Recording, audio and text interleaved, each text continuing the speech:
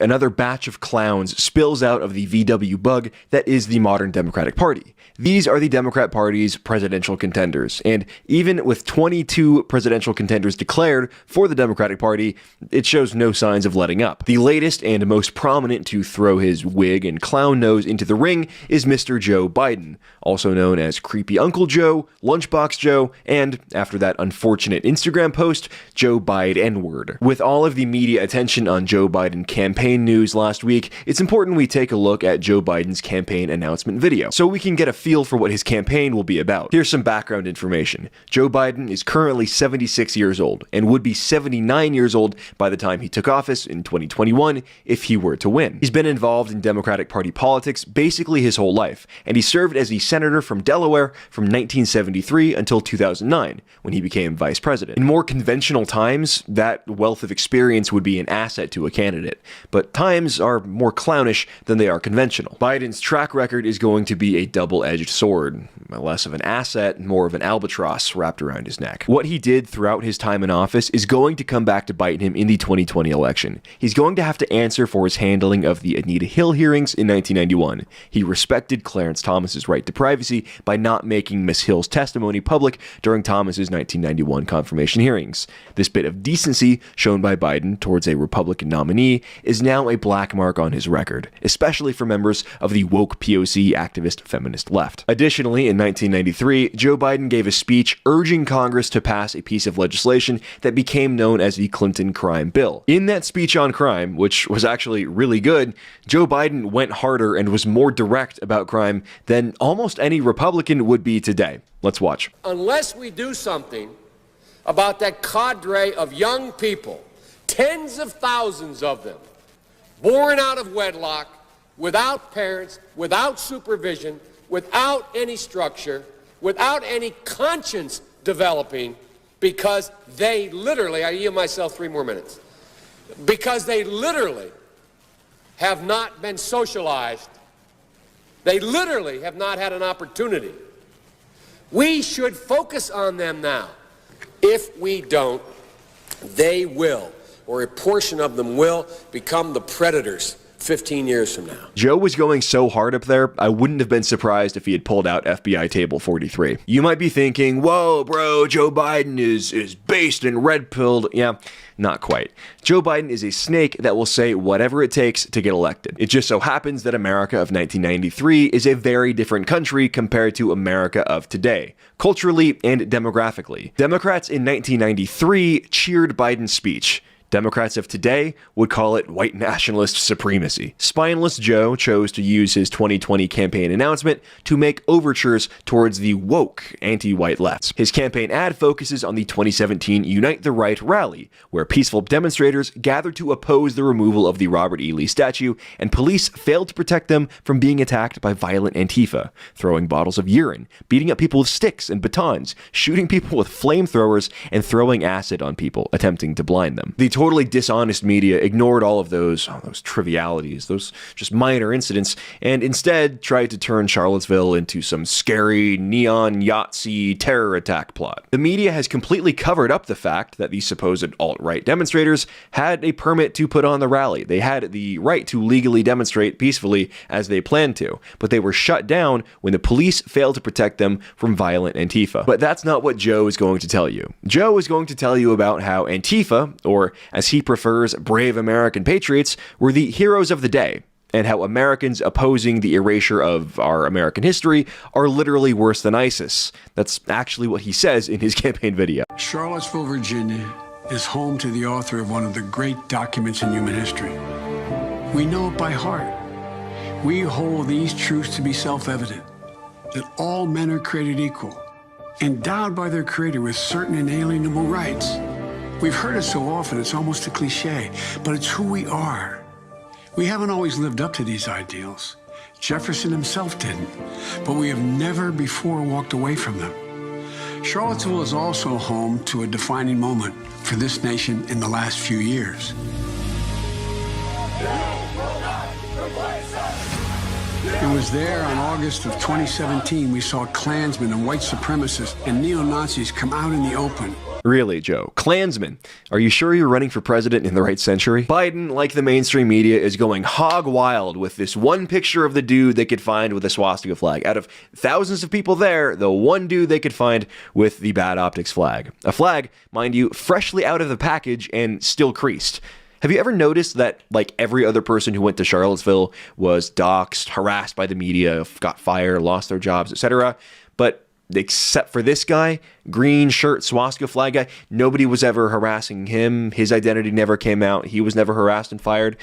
Either this guy is the most useful idiot of all time and has given the media the perfect Hollywood villain they wanted, or he knew exactly what he was doing and was there with nefarious motives. I live streamed the events that day, and I don't recall seeing any other flags like this. It's always just this one picture of this one guy in the green shirt with the freshly creased flag. Isn't that very convenient? And they use this flag in this picture to castigate and denigrate and slander everyone else who was at that event. Their crazed faces, illuminated by torches, veins bulging, and bearing the fangs of racism. Did this writer forget what he was working on? Veins bulging, bearing the fangs. Buddy, write your werewolf fanfic at home. We're announcing a presidential campaign here. Chanting the same anti-Semitic bile heard across Europe in the 30s. And they were met by a courageous group of Americans. And a violent clash ensued. A courageous group of Americans. According to Joe Biden, the Antifa that came to Charlottesville with faces covered, bottles full of urine, weapons at the ready, firearms loaded, ready to cause indiscriminate violence against peaceful rally attendees exercising their First Amendment rights, they were the American heroes? The people that blocked the streets and prevented cars from leaving town, indirectly causing the terrible accident that day? They were American heroes, Joe? The man that admitted to pointing his rifle at James Fields in the low ready position, causing him to panic and accidentally hit the car in front of him? He's an American hero, Joe? DeAndre Harris and his buddy, the guys who were running around with flamethrowers and tried to steal a flag and beat an old man with a steel flashlight, they're heroes, Joe? Referring to a violent, destructive criminal enterprise as American heroes should be an immediate disqualifier in any election, especially an election for the presidency. No, but wait, it gets worse. And a brave young woman lost her life. And that's when we heard the words of the President of the United States that stunned the world and shocked the conscience of this nation. He said there were, quote, some very fine people on both sides. Very fine people on both sides? You know what? I admit, Trump was wrong to say that. He was wrong to suggest there were any good people on the pea-throwing, acid-hurling, free speech-suppressing Antifa side. With those words, the President of the United States assigned a moral equivalence between those spreading hate and those with the courage to stand against it. And in that moment, I knew the threat to this nation was unlike any I had ever seen in my lifetime. President of the United States. President of the United States. Get the marbles out of your mouth, dude. Can you imagine this half-senile guy doddering around on stage, trying to answer questions, half-pronouncing his words, and trying to feel up Tulsi Gabbard? I can. The 2020 debates are gonna be lit. And the biggest threat of your lifetime, Joe Biden, and mind you, that is a very long lifetime, there's a lot to choose from here, is Americans exercising their free speech rights. That's the biggest threat to this country in your life. Or if you base it on the Torch March chants, it's Americans resisting being demographically replaced in the United States. That's the biggest threat. But given Biden's history of comments on immigration policy, it would make sense. An unrelenting stream of immigration. Non-stop. Non-stop. Folks like me who were Caucasian of European descent, for the first time in 2017, will be in an absolute minority in the United States of America. Absolute minority. Fewer than 50% of the people in America, from then and on, will be white European stock. That's not a bad thing.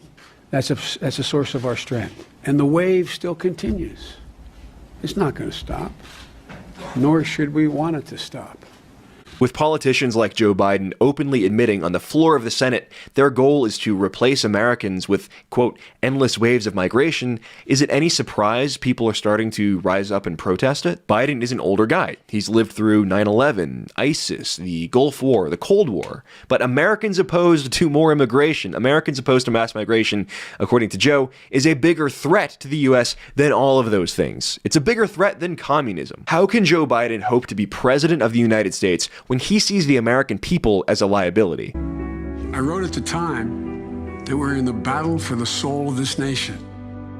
Well, that's even more true today. We are in the battle for the soul of this nation. I believe history will look back on 4 years of this president and all he embraces as an aberrant moment in time. But if we give Donald Trump 8 years in the White House, he will forever and fundamentally alter the character of this nation. Yes, it would be horrible if a president wanted to fundamentally change the country. We are 5 days away from fundamentally transforming the United States of America. Who we are, and I cannot stand by and watch that happen. The core values of this nation, our standing in the world, our very democracy, everything that has made America America is at stake. That's why today I'm announcing my candidacy for President of the United States. Folks, America's an idea that's stronger than any army, bigger than any ocean, more powerful than any dictator or tyrant. America is just an idea, not a people, not a common culture, not a common history. America is just an idea.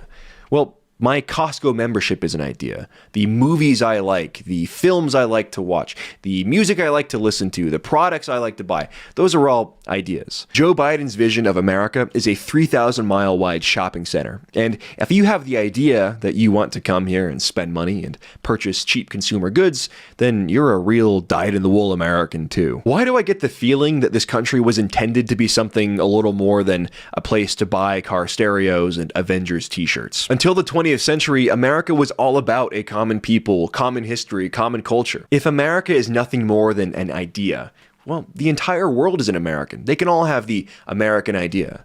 Being an American means nothing anymore. All being an American means is using the US dollar to pay for your ticket to see Avengers Endgame, or whatever the next sequel is, and crying about it being just so epic. It gives hope to the most desperate people on earth. It guarantees that everyone is treated with dignity, and gives hate no safe harbor. This clown gets up here and runs his mouth about America being a great place, a great vision with lots of potential and promise and legacy, no. But out the other side of his mouth, he tells you that if you have the same views as the founding fathers did on things like nationhood or immigration, that you have no harbor in America because you're hateful and you don't belong in the country. He's wrapping himself in Americana and then pissing all over the people that think America should be more than just a place to go shopping. It instills in every person in this country the belief that no matter where you start in life, there's nothing you can't achieve if you work at it. That's what we believe. And above all else, that's what's at stake in this election. We can't forget what happened in Charlottesville. Even more important, we have to remember who we are. Become who we are, eh, Joe? This campaign ad is the equivalent of that Hillary on a skateboard, hello, fellow millennials meme. Biden is desperately trying to make himself appeal to the woke POC feminist activist wing faction of the Democratic Party and the Democrat Party's new majority brown base. The question is, though, why would they care about him? To the progressive wing, Biden is just another old white dude. In fact, he's an old white dude that gave a speech in 1993 they would consider today to be white nationalist propaganda. And unlike Bernie Sanders, who is both geriatric and white presenting, Biden doesn't have the history of progressive politics or track record of anti-establishmentarianism. Historically, Biden's core constituency has been the white working class voter. You know, the people the Democrats have spent the last 10 years telling to go f themselves. Your average white working class Pennsylvania union voter has either flipped to supporting Trump, is supporting Bernie, or is focused on securing that bag. Nobody cares about Joe. The new woke Democratic Party has no reason to care either. They have Kamala Harris, they have Beto, and they also have Bernie. Biden is proposing a weird synthesis of our values, moderation, and a tinge of woke left-wing anti-whiteness. It's a weird mix, and it isn't going to work. No on-the-fence voter is going to see Biden call Antifa American heroes and call white working-class protesters a bigger threat than ISIS and communism and think, yeah, this guy is for me. Joe Biden's campaign is the ship without a port, a candidate without a base, a lunch pail without a union worksite. It's dead on arrival, and it's not going anywhere.